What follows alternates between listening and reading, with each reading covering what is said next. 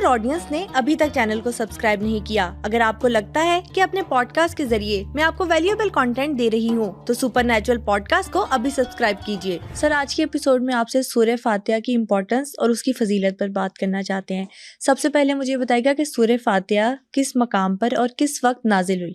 اچھا، سورہ فاتحہ قرآن پاک کی ایک ایسی سورہ مبارکہ ہے کہ جس کی فضیلت اور جس کے بارے میں بیان کرنا ایک پوڈ کاسٹ میں ممکن نہیں ہے، سبحان اللہ۔ بلکہ مولا کائنات حضرت علی رضی اللہ تعالیٰ عنہ کا فرمان علی شان ہے کہ اگر میں سورہ فاتحہ کی تفسیر لکھنے بیٹھوں تو 70 اونٹوں کے اوپر لاد دی جائے۔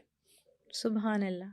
سورہ فاتحہ اللہ کریم کا ایسا نایاب تحفہ ہے انسانوں کے لیے، خلق خدا کے لیے، بلکہ اس میں رب العالمین آتا ہے کہ پوری جتنی مخلوقات ہیں اس کائنات میں سب کے لیے۔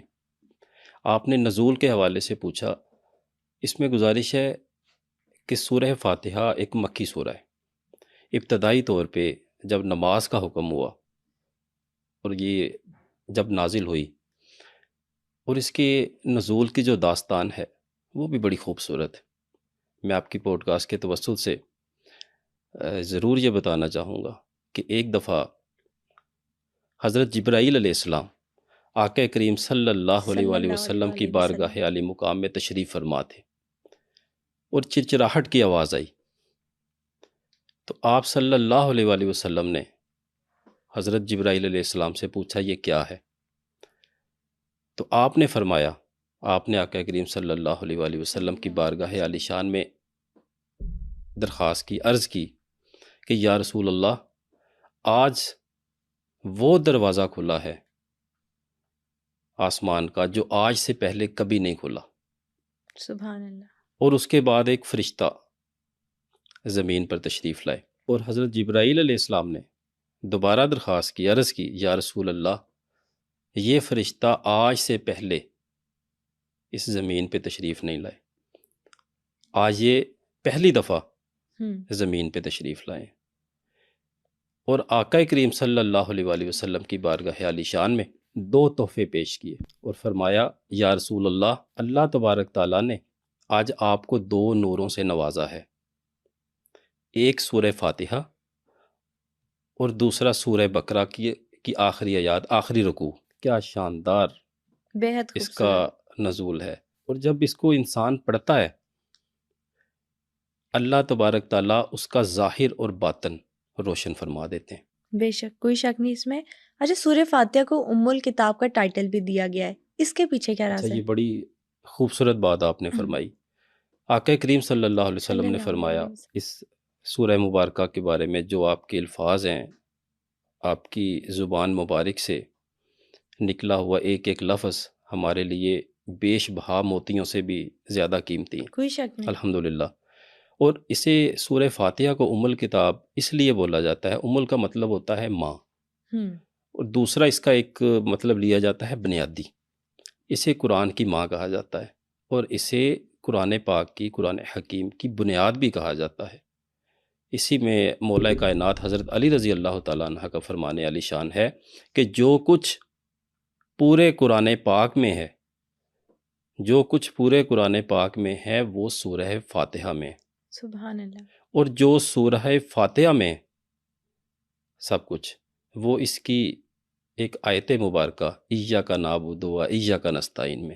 اچھا جی، اور جو کچھ اس میں ہے وہ سب کا سب بسم اللہ الرحمن الرحیم میں، اور جو بسم اللہ الرحمن الرحیم میں ہے وہ بسم اللہ کی بے میں ہے، اور پھر فرمایا اور جو کچھ بے میں ہے وہ بسم اللہ بے کے نقطے میں ہے، اور وہ نقطہ میں ہوں۔ سبحان اللہ۔ اور مولا کائنات حضرت علی رضی اللہ تعالیٰ عنہ، جن کو علم کے شہر کا دروازہ کہا جاتا ہے، کتنی خوبصورت بات وہ اس میں ہمارے سامنے انہوں نے رکھی۔ انڈاؤٹیڈلی۔ اس میں دوسری گزارش میں کرتا چلا جاؤں کہ سورہ فاتحہ اللہ تبارک تعالیٰ کا ایسا کلام ہے جس میں توحید بھی ہے، رسالت بھی ہے، آخرت بھی ہے، یعنی کہ توحید، رسالت اور آخرت، ان 3 چیزوں پہ ہی قرآن کی بنیاد ہے، ایسے ہی ہے۔ ان 3 چیزوں پہ ہی ہمارے دین اسلام کی بنیاد ہے، توحید، رسالت اور آخرت، اللہ تبارک تعالیٰ کو ایک ماننا، اسی کی عبادت کرنا، آقا کریم صلی اللہ علیہ وآلہ وسلم کو آخری رسول ماننا، اور آخرت کے دن پہ ایمان رکھنا۔ اچھا، سورہ فاتحہ وہ پہلی سورت تھی جو پوری سورت کے فارم میں نبی کریم صلی اللہ علیہ وآلہ وسلم پر نازل ہوئی؟ جی، اس میں علماء اکرام کے درمیان اور جو اسکالرس کے درمیان ایک مختلف رائے پائی جاتی ہے۔ جیسا کہ پہلی آیت ہم تمام مسلمان یہ جانتے ہیں سورہ العلق تھی، اقرا بسمی ربی کا۔ اسی طرح سے جو پوری آیت نازل ہوئی وہ سورہ فاتحہ ہی تھی، لیکن کچھ لوگ کہتے ہیں سورہ المدثر، کچھ علماء اکرام کے نزدیک کہ وہ پہلی مکمل سورہ تھی۔ لیکن جو اجتہاد پایا جاتا ہے علماء اکرام کے درمیان، جو ہمارے سورس آف لا ہیں اسلام میں، ان کے مطابق سورہ فاتحہ کو ہی پہلی ایسی سورہ مبارکہ کا درجہ بھی حاصل ہے جو کہ پوری کی پوری سورہ مبارکہ ایک ہی نشست میں یا ایک ہی دفعہ میں آقا کریم صلی اللہ علیہ وسلم پہ نازل ہوئی۔ نبی کریم صلی اللہ علیہ وآلہ وسلم اور صحابہ کرام نے سورہ فاتحہ کی فضیلت کے بارے میں کیا خاص بات فرمائی؟ اچھا، اس میں آقا کریم صلی اللہ علیہ وآلہ وسلم کا فرمانے علی شان حدیث مبارکہ ہے۔ آپ صلی اللہ علیہ وآلہ وسلم نے فرمایا کہ کوئی بھی نماز جس میں سورہ فاتحہ نہیں ہے وہ ادھوری ہے، وہ ادھوری ہے۔ اور قرآن پاک میں 700 مرتبہ نماز کا ذکر آیا، اور آپ اس کے بارے میں فرما رہے ہیں کہ وہ نماز ادھوری ہے جس میں سورہ فاتحہ نہ پڑھی جائے۔ آقا کریم صلی اللہ علیہ وسلم کا فرمانے علی شان۔ اسی طرح سے صحابہ کرام کے حوالے سے حضرت عمر بن خطاب رضی اللہ تعالیٰ عنہ آپ فرماتے ہیں کہ سورہ فاتحہ قرآن کریم کا سر ہے۔ اسی طرح سے حضرت علی رضی اللہ تعالیٰ عنہ کا قول مبارک ہے کہ سورہ فاتحہ نماز کی روح ہے۔ سبحان اللہ۔ کہ سورہ فاتحہ اگر آپ نماز پڑھتے ہیں، اگر انسان ہے اس میں روح نہیں ہے تو وہ کیسی نماز ہے یا کیسا انسان ہے وہ؟ بالکل ایسے ہے۔ اسی طرح سے آقا کریم صلی اللہ علیہ وآلہ وسلم کا ایک واقعہ ہے، جب صحابہ کرام رضی اللہ تعالیٰ عنہ ایک سفر پر تھے۔ سفر کے دوران ایک سردار کو ایک بچھو نے کاٹ لیا، تو ایک صحابی رسول رضی اللہ تعالیٰ عنہ اٹھے اور سورہ فاتحہ پڑھ کر ان کو دم کیا اور وہ ٹھیک ہو گئے۔ جب یہ بات آقا کریم صلی اللہ علیہ وآلہ وسلم کے حضور بتائی گئی تو آپ صلی اللہ علیہ وسلم نے فرمایا کہ آپ کو یہ کس نے بتایا کہ یہ رقیہ بھی ہے؟ اور دیکھیں، اور آپ نے اس کو جائز قرار دیا۔ اس سے ہمیں یہ پتہ چلتا ہے کہ سورہ فاتحہ میں ایک یہ جز بھی اللہ تبارک تعالیٰ نے شامل فرمایا ہے کہ اس سے ہم رقیہ بھی کر سکتے ہیں۔ رقیہ کا مطلب کیا ہے؟ اچھا، رقیہ کا مطلب ہے عام طور پہ جو لیا جاتا ہے وہ دم کی صورت میں لیا جاتا ہے، کہ دم کرنا، رقیہ پڑھنا وغیرہ۔ یہ ان لوگوں کے لیے بھی ایک ایگزامپل ہے جو کہ روحانی علاج معالجے سے انکاری ہیں، جو کہتے ہیں جی دم درود کوئی چیز نہیں ہے۔ بہت سارے ہمارے اس طبقات میں ملتے ہیں جو کہتے ہیں جی ہم ان چیزوں کو مانتے ہی نہیں ہیں، دم درود کی کوئی حیثیت نہیں ہے، ہم نہیں مانتے۔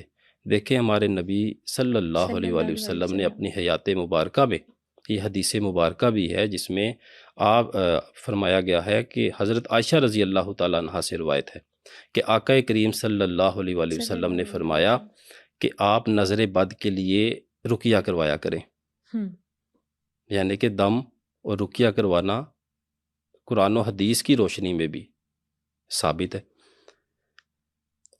اور اس میں اللہ تبارک تعالیٰ نے اس کے ساتھ جو آقا کریم صلی اللہ علیہ وسلم کا طریقہ کار تھا رقیہ کے حوالے سے، وہ یہ تھا کہ آپ صلی اللہ علیہ وآلہ وسلم سورہ فاتحہ کے ساتھ سورہ فلق اور ناس کو پڑھا کرتے تھے، 7 مرتبہ پڑھ کے اپنے اوپر دم کرتے تھے، ہاتھوں پہ دم کر کے اپنے جسم پہ پھیرا کرتے تھے۔ سبحان اللہ۔